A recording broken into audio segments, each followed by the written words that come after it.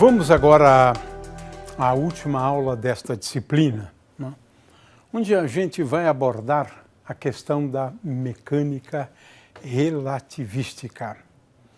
A teoria da relatividade altera profundamente a segunda lei de Newton, força igual a massa vezes aceleração. É claro que a teoria da relatividade também altera algumas coisas em relação aos campos elétricos e magnéticos. Porque agora a gente introduz um fator gama que passa a ser importante, não é? Em relação ao campo elétrico, em relação ao potencial, de forma que existem efeitos relativísticos em relação aos campos elétricos e magnéticos. Mas a forma da equação não muda. A forma das equações não muda, de forma que essa é uma coisa interessante, né? Você apenas formula de uma maneira a que as equações, né, obedeçam ao princípio da covariância, a equivalência entre referenciais em movimento, preservando a forma das equações, né? Mas agora existe uma mudança um pouco mais radical, né, na mecânica. E agora a mecânica já é alterada. As equações, a equação básica da mecânica, adquire uma forma diferente do caso usual, né, das leis de Newton, né? Então, vamos aqui à mecânica relativística. Acabei de falar, então, sobre a nova mecânica, né?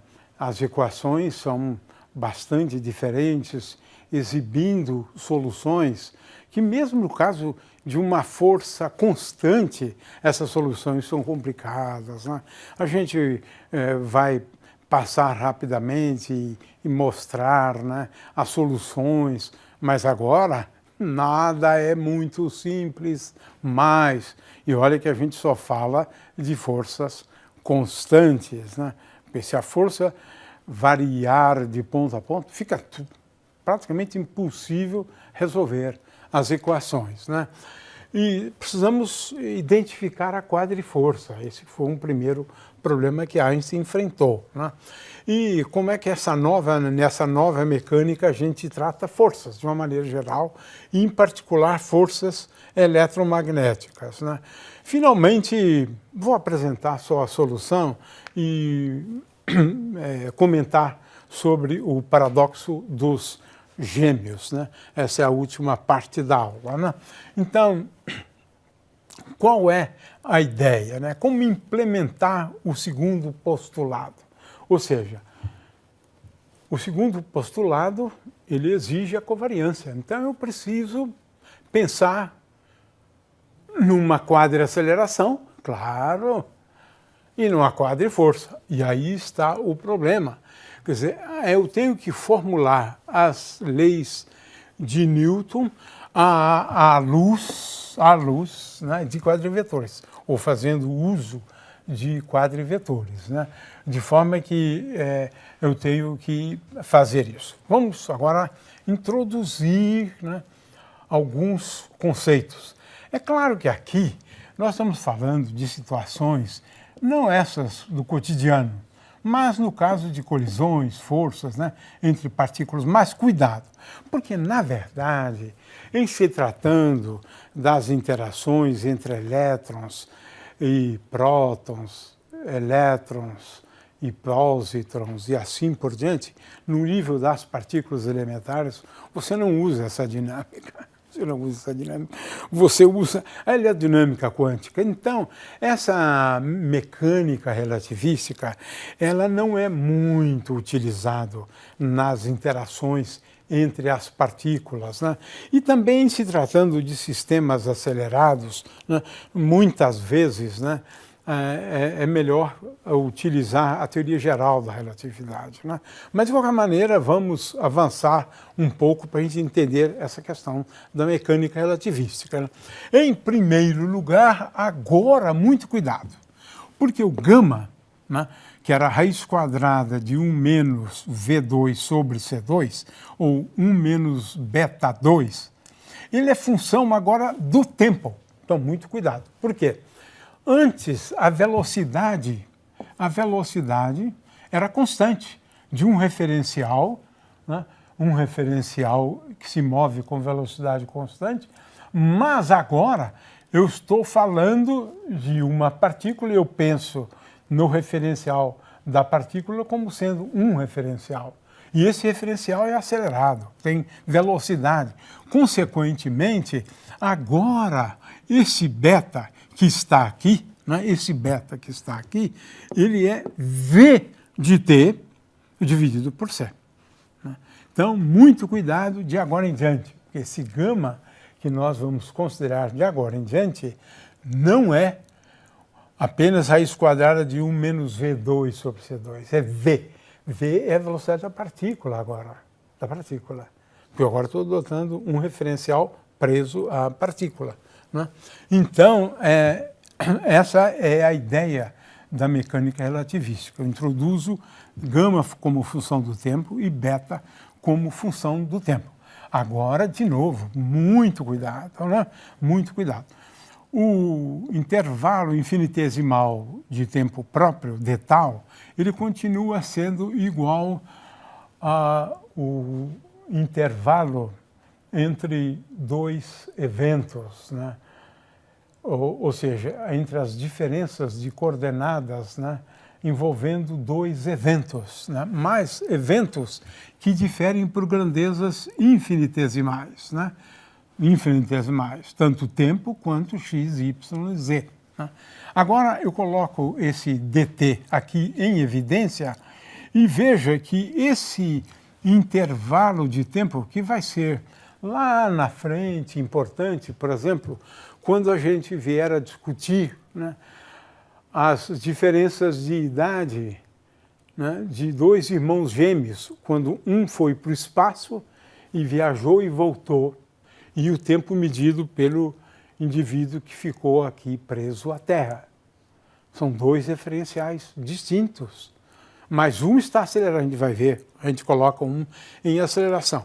Então, esse intervalo de tempo próprio, né, o melhor aqui, na verdade, seria d tal, é melhor do que delta tal.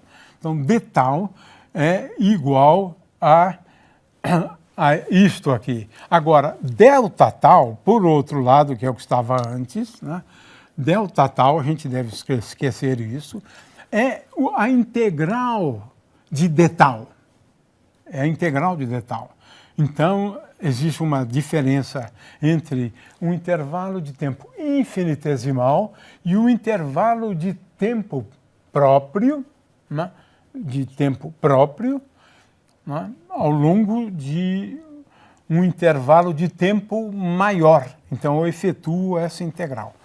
Agora, de novo, introduzimos a quadrivelocidade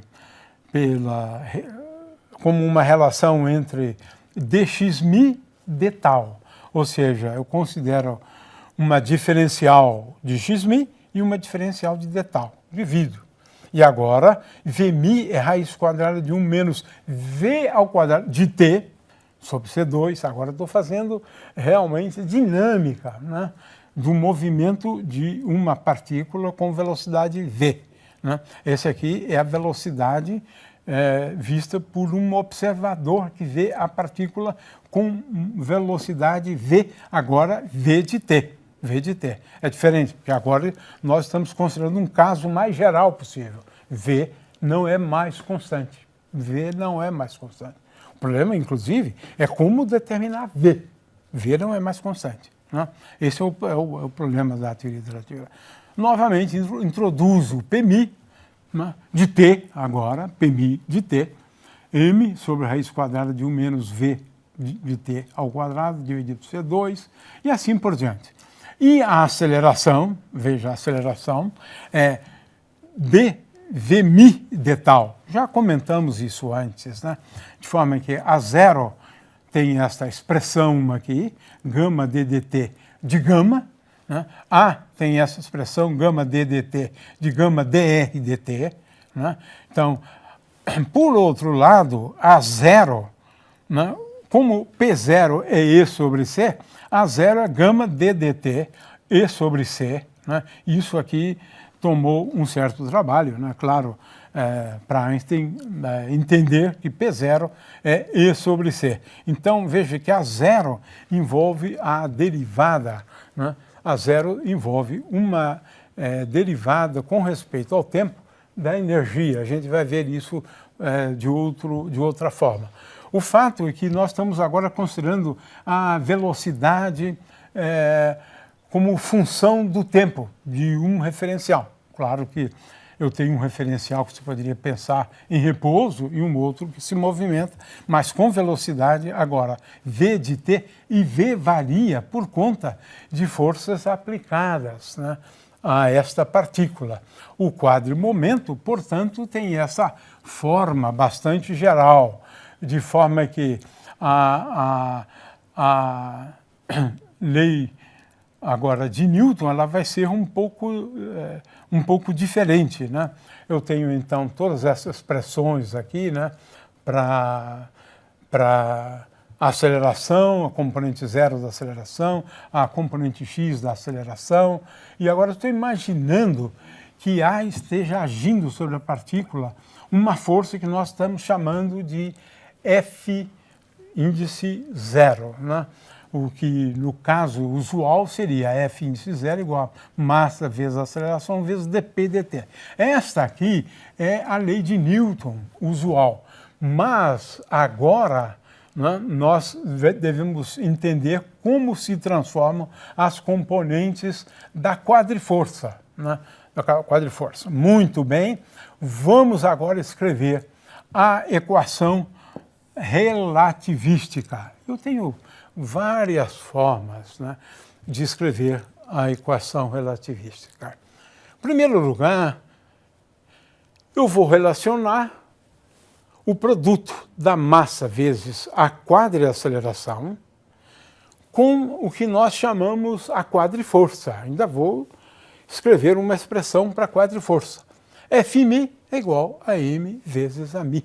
Ora, o que é a mesma coisa de Fm igual a m vezes dvmi de tal ou igual a dpmi de tal. Tenho 4 formas, né? As 3 formas de escrever a equação, né? Agora vem a grande questão, né? O que é Fm? O que é Fm? Vamos avançar um pouco mais. Primeiramente, Fm igual a m vezes dmi de tal.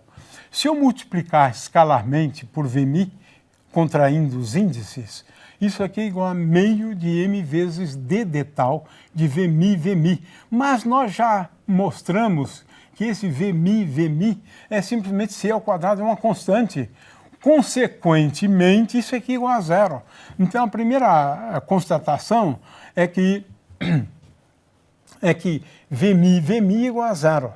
Isso significa que gama vezes C, F0, a componente da força, né, zero, é igual a Fi Vi. Ah, está aqui. Aqui está, achei. V0. Né? V0 é igual a Fi Vi dividido por C. Pronto. Então, eu identifiquei, mas, veja só que coisa curiosa, né? Fmi, portanto, ele tem componentes dados por, agora, F escalar V, que é aquilo que nós havíamos identificado antes, né? Gama vezes F, porque a componente F1 de Fmi é igual a gama vezes a componente F1 da força.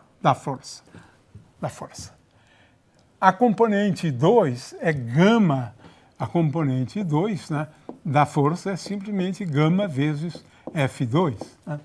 E assim por diante. De forma que F, por exemplo, é igual a menos gradiente da energia potencial. Por exemplo, F igual a m vezes g. Mas a componente 2 da quadriforça é gama vezes m vezes g. E F0, nós havíamos concluído isso antes, né? É igual a gama sobre C vezes F escalar V.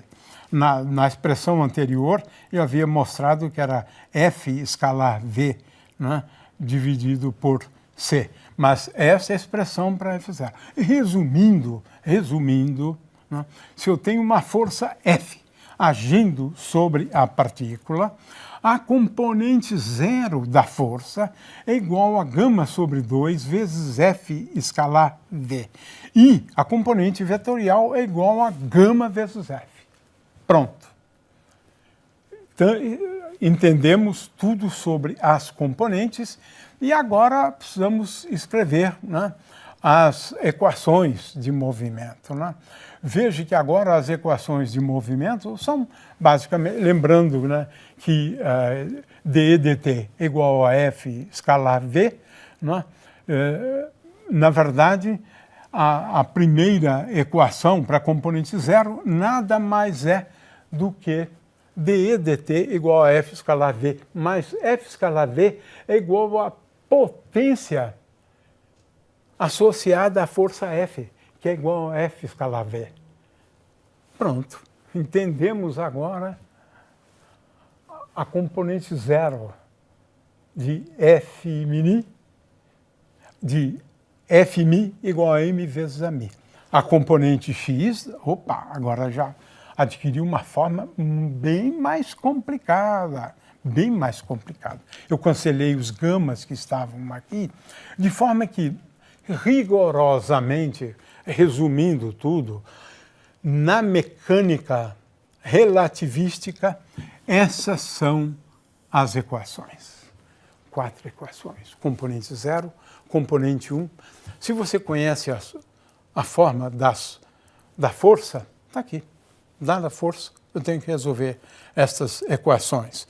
O que pode também ser escrito desta forma aqui, agora com P da forma relativística. Então, essas são as equações fundamentais, né? Eu posso escrever P sob esta forma, né?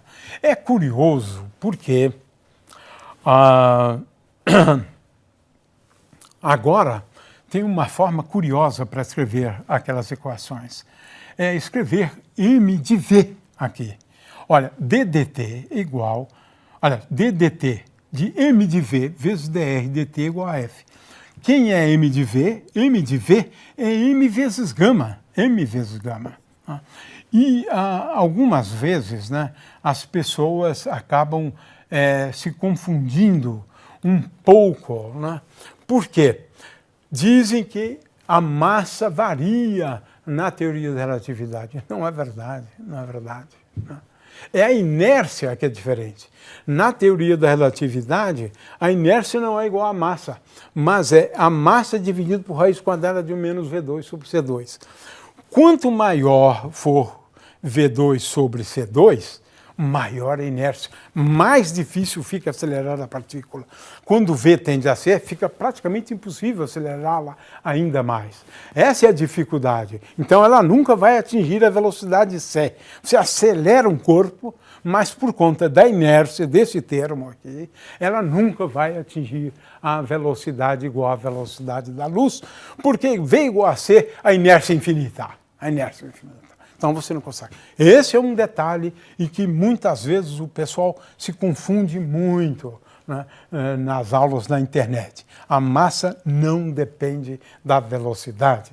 A massa é um invariante. Agora, a inércia, na teoria da relatividade, depende da velocidade e, consequentemente, se torna praticamente impossível você atingir a velocidade da luz. Então, aqui eu tenho, repetindo, né, algumas fórmulas, mas elas já estão todas lá atrás. Estou escrevendo de um jeito diferente. A potência é igual a dE dt, então dE dt é igual a taxa com que se realiza o trabalho.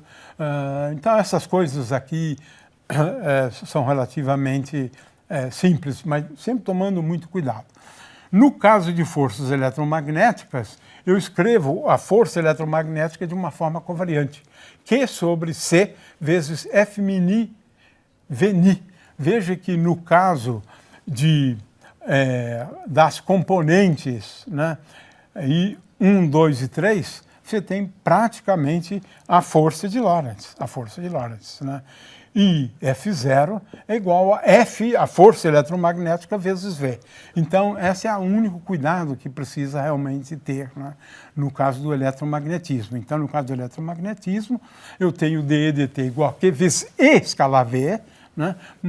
E a outra equação, m vezes dt, gama dr dt, é igual à força de Lorentz. Essas equações aqui, eu tenho aqui um resumo, né, na verdade, de tudo isso. Ele experimenta a ação, a partícula experimenta a ação de duas forças, uma força elétrica e uma força magnética, né?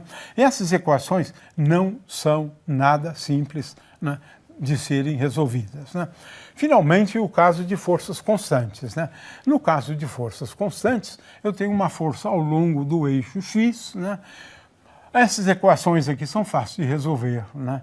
Para dy dt, para dz dt, para dx dt, né? O fato que dá um pouquinho de trabalho, né? Por exemplo, para dx dt, eu tenho essa expressão. Para dy dt é uma constante, v0y. Para dz dt também é uma constante. Então, agora tem um trabalhinho para encontrar a expressão de x, né, sendo dado o A0, o A1, o A2, o A3. Então, é um exercício que toma realmente algum tempo, né? Por exemplo, dx dt, se deve integrar esta equação aqui. Depois de integrado, você obtém esta expressão aqui. Isso é um exemplo realmente simples, né? Agora você tem as componentes y e z, depois você tem que achar a trajetória. Tudo isso aqui realmente, mesmo para forças constantes, dá um pouco de trabalho. O fato é que a equação para y e z são dessa forma aqui, envolve arco de seno hiperbólico. Essas soluções devem ser realmente acompanhadas, né, passo a passo. Dá um pouco trabalho na realidade, né?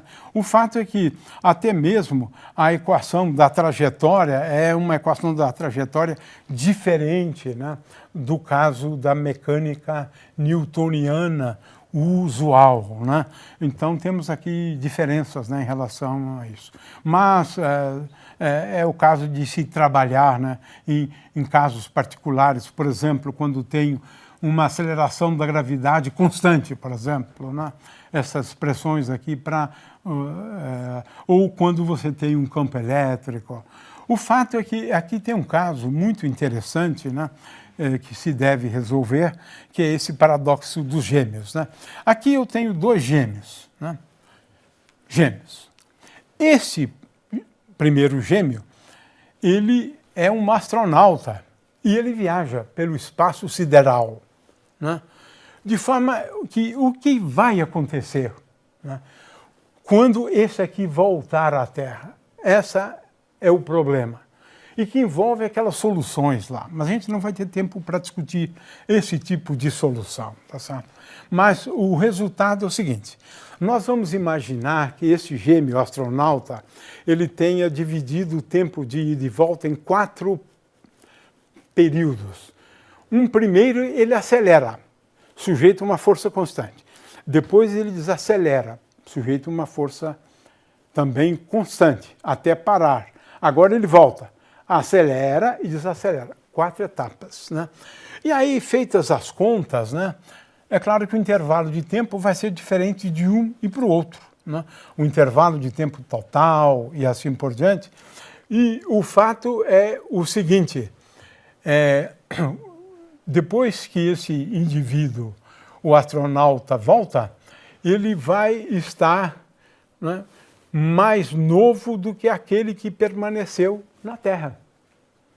Comprovando assim, mais uma vez, né, que viajar faz bem à saúde, né? Porque o astronauta volta mais jovem do que aquele que ficou, né? No ano, por exemplo, de 2036, esse está relativamente jovem, né, quando volta para a Terra, e esse mais velho. Mas para isso precisaria, claro, de analisar as soluções, né, com certo cuidado, e a gente não teve realmente tempo para isso, né? Eu gostaria de encerrar essa disciplina agradecendo a atenção de vocês, na expectativa de que ela tenha sido muito útil para entender a teoria da relatividade e para entender as consequências da teoria da relatividade, que são absolutamente profundas, não em relação ao espaço-tempo quadridimensional, como também uma nova concepção de energia, energia de repouso, depois transformações de campos elétricos, transformações de campos magnéticos e a mecânica relativística. Tudo isso é muito bonito. A teoria da relatividade é uma teoria absolutamente revolucionária.